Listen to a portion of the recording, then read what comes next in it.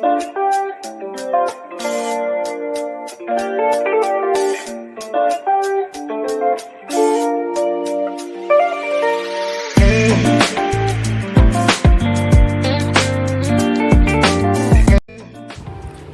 আজকে যেই রেসিপিটা বানাচ্ছি সেটা হচ্ছে ফ্রুট জেলি কেক। আমি এখানে নিয়ে নিয়েছি ব্ল্যাক গ্রেপস, আর এখানে ডিশের মধ্যে আছে নর্মাল যেটা গ্রিন কালারের গ্রেপস, লিচি, অ্যাপেল, ম্যাঙ্গো, আর এটা আলু বোখরা বড় সাইজের। আর এখানে বক্সের মধ্যে আছে 3খানা কিবি, আর আছে রেড কালারের গ্রেপস। তোমরা চাইলে আরও অনেক ফ্রুটের মধ্যে অ্যাড করতে পারো, যেমন কি তরমুজ, স্ট্রবেরি।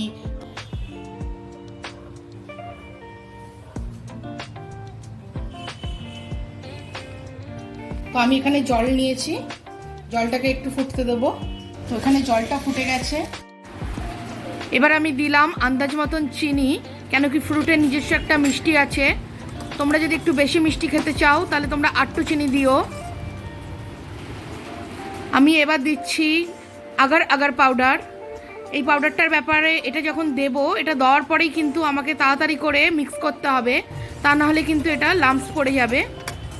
এবার এই পাউডারটার ব্যাপারে বলি, এই পাউডারটার কিন্তু নিজস্ব কোনো মিষ্টি নেই, কোনো স্বাদ নেই, টেস্ট নেই। এটা জাস্ট মানে জেলি বানবে, জেলির মতন, কিন্তু এটাতে কোনো টেস্ট নেই। সেই জন্য এটাতে আন্দাজ করে মিষ্টিটা নিজের মতন দিয়ে নিতে হবে, কিংবা কোনো ফ্লেভার মেশাতে চাইলে মেশাতে হবে। তো আমি তো কোনো ফ্লেভার মেশাচ্ছি না, কেন কি আমি ফ্রুট দেবো, ফ্রুটের ফ্লেভারটাই আসবে। কিন্তু চিনিটাকে আন্দাজ মতন অবশ্যই মেশানো উচিত, মিষ্টি না হলে এটা একটু ভালো লাগবে না খেতে।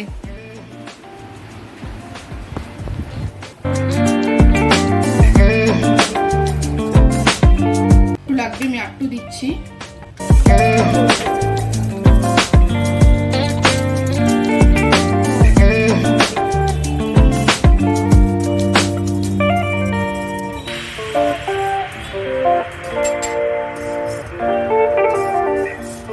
এবার আমি এটাকে ফুটতে দেবো, একটু ফুটবে এটা।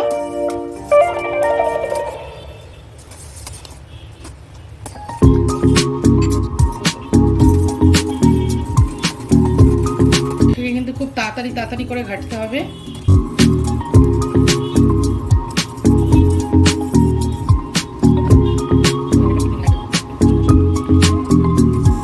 এটা ফুটে যখন একটু ঘন হবে তখন আমি গ্যাসটা বন্ধ করে দেবো।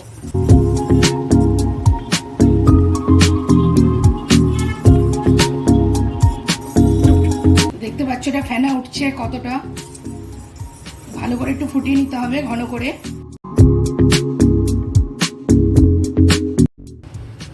তো আমার এখানে কিন্তু 10 গ্রাম ছিল আগার আগার পাউডার, এটাতে 10 গ্রাম ছিল। আমি পুরোটাই দিলাম, পুরোটাই লেগে গেছে।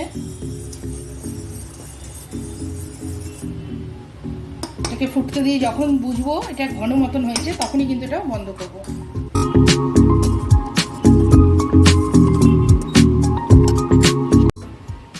এটার সাজানোটাই কিন্তু মেন। এবার আমি নিচটা আগে সাজিয়ে নেব। কাটিংগুলো তোমরা দেখতে পাচ্ছ, এইভাবে কাটিং করেছি আমি এটাকে সাজানোর জন্য নিচে।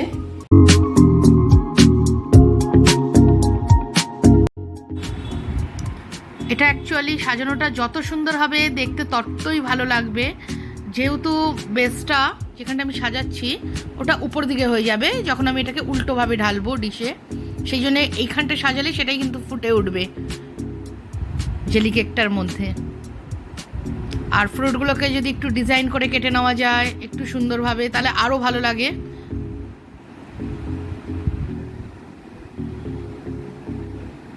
ফ্রুটও যত বেশি হবে লাল, নীল, হলুদ, তত কালারফুল, তত সুন্দর হবে। তোমরা নানান রকম ডিজাইনে ফ্রুটগুলোকে কেটে নিয়ে এটাকে বানাতে পারো, সাজাতে পারো। যেসব বাচ্চারা ফ্রুট খেতে চায় না, অনেক বাচ্চারা, তারা অবভিয়াসলি মানে এটা বানালে খাবেই। দেখতেই এত সুন্দর হবে লুকটা যে খেয়ে নেবে, বাচ্চারাও খেয়ে নেবে।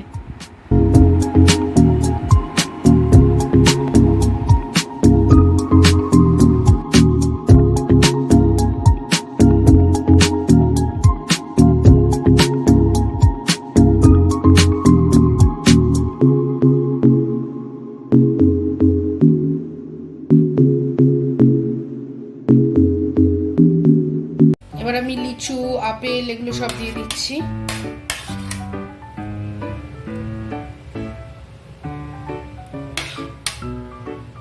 এবার আলু বোখরার যে পিসগুলো ওগুলো দিয়ে দিলাম, বাকি পিসগুলো।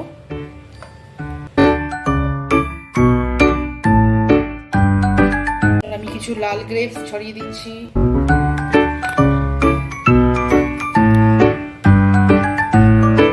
যত ফ্রুট হবে এটা ততই ভালো হয় খেতে। আমি এবার একটু ব্ল্যাক কিসমিসও ছড়িয়ে দিচ্ছি, আরো ভালো লাগবে দেখতে, কালারফুল।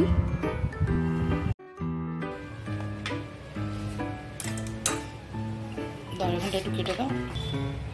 কিবিগুলো ছড়িয়ে দিলাম। এবার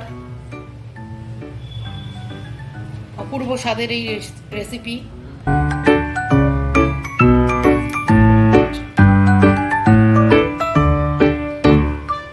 আলু বোখরা ছিল একটু, সেটাও আমি কেটে দিয়ে দিলাম আরো।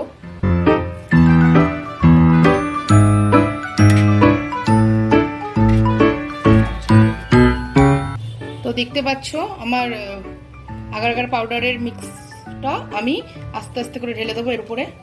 তো আগার আগার পাউডারের মিক্সটা আমি ঢালছি এর মধ্যে, এমনিভাবে আস্তে করে আমি ঢেলে দেবো।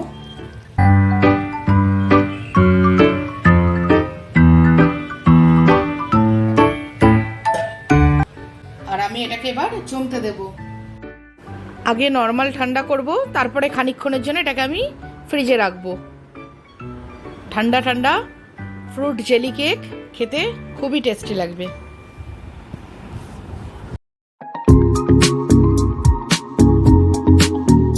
তো তোমরা দেখতে পাচ্ছ জমে গেছে ফ্রুট জেলিটা। তো এবার এটাকে বার করব আর কাটিং করব।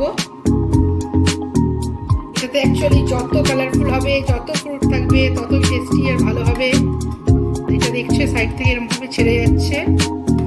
এটা এক্ষুনি ফ্রিজ থেকে বার করলাম, একটু বাইরে রেখে দিলে এটা ভালোভাবে উঠে যাবে।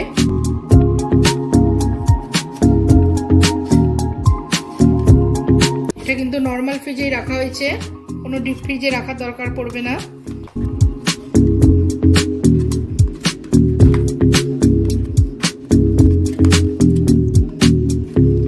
চার সাইড থেকে আমি এমনিভাবে চাকুর সাহায্যে এটাকে তুলে নিচ্ছি।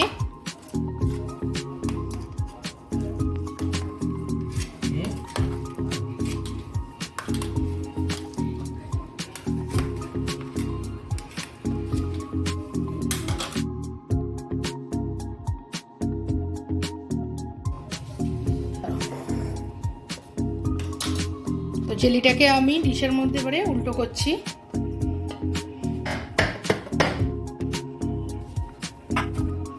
তো তোমরা দেখতে পাচ্ছ কত সুন্দর দেখতে হয়েছে ফ্রুট জেলিটা আমার।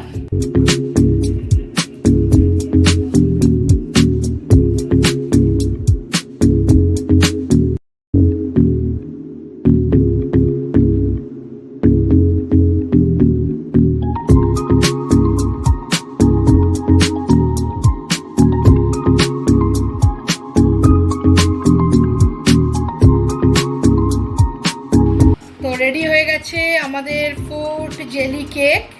খুবই ইজি বানানো আর খুবই টেস্টি। তোমরাও বানাও ঘরে, এনজয় করো নতুন নতুন আইটেম।